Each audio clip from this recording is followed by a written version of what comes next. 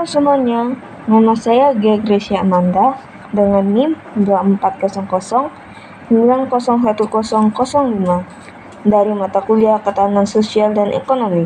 Pada video kali ini, kita akan membahas materi yaitu tentang analisis potensi sosial serta ekonomi di Kabupaten Sintang. Di sini, kita akan membahas analisis potensi sosial dan ekonomi di Kabupaten Sintang. Sintang merupakan kabupaten strategis di Kalimantan Barat, berbatasan langsung dengan negara Malaysia dan Kabupaten Kapuas Hulu, dengan luas wilayah mencapai 21.635 km persegi. Daerah ini didominasi topografi berbukit dan diairi oleh dua sungai besar, yaitu Kapuas dan Melawi. Dari sisi potensi sosial, Sintang memiliki keunikan yang luar biasa. Pertama, keragaman etnis dan budaya. Masyarakatnya terdiri dari suku Dayak, Melayu, Tionghoa, dan berbagai kelompok lainnya. Heterogenitas ini menciptakan harmoni sosial sekaligus peluang pengembangan wisata budaya. Kedua, kearifan lokal yang masih terjaga. Tradisi seperti gawai Dayak dan pengelolaan hutan adat bukan hanya menjadi identitas, tetapi juga bukti ketahanan masyarakat berbasis komunitas. Praktik-praktik ini bisa menjadi model untuk pembangunan berkelanjutan. Selain potensi sosial, Kabupaten Sintang juga memiliki sumber daya ekonomi yang sangat menjanjikan. Pertama, sektor pertanian dan perkebunan. Lahan subur di Sintang mendukung komoditas unggulan seperti karet, kelapa sawit, dan lada.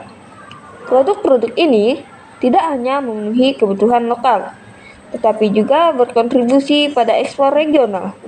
Kedua, potensi kehutanan dan hasil hutan. Hutan produksi di Sintang menyediakan kayu berkualitas tinggi, serta hasil hutan non-kayu, seperti madu dan rotan. Pengelolaan yang berkelanjutan di sektor ini bisa menjadi penopang ekonomi, sekaligus menjaga kelestarian. Yang tak kalah penting adalah potensi pariwisata alam.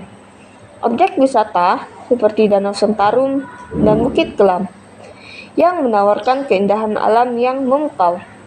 Dengan pengembangan infrastruktur dan promosi yang tepat, destinasi ini bisa menjadi magnet bagi wisatawan domestik maupun mancanegara.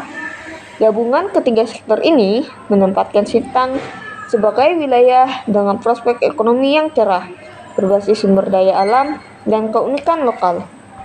Mari kita telah lebih mendalam tentang Kabupaten Sintang melalui analisis SWOT. Analisis ini mencakup faktor internal berupa kekuatan dan kelemahan, serta faktor eksternal berupa peluang dan ancaman. Dari sisi kekuatan atau strength, Sintang memiliki dua model utama. Pertama, sumber daya alam yang melimpah, mulai dari hasil pertanian hingga kehutanan. Kedua, keragaman budaya yang tidak hanya memperkaya masyarakat, tapi juga menjadi daya tarik wisata yang unik. Di sisi kelemahan atau weakness, terdapat beberapa tantangan. Infrastruktur transportasi yang belum memadai menghambat distribusi hasil bumi. Selain itu, ketergantungan pada sektor primer seperti pertanian dan perkebunan membuat perekonomian kurang beragam.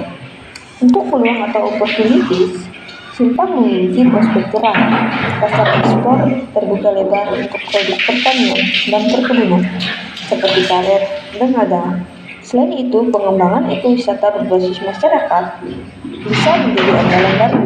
Sementara ancaman atau threats yang dihadapi antara lain perubahan iklim yang mempengaruhi hasil pertanian, serta masalah deforestasi dan konflik lahan yang perlu penanganan serius.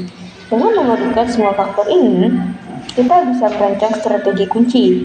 Pertama, strategi SO atau Strike Opportunities.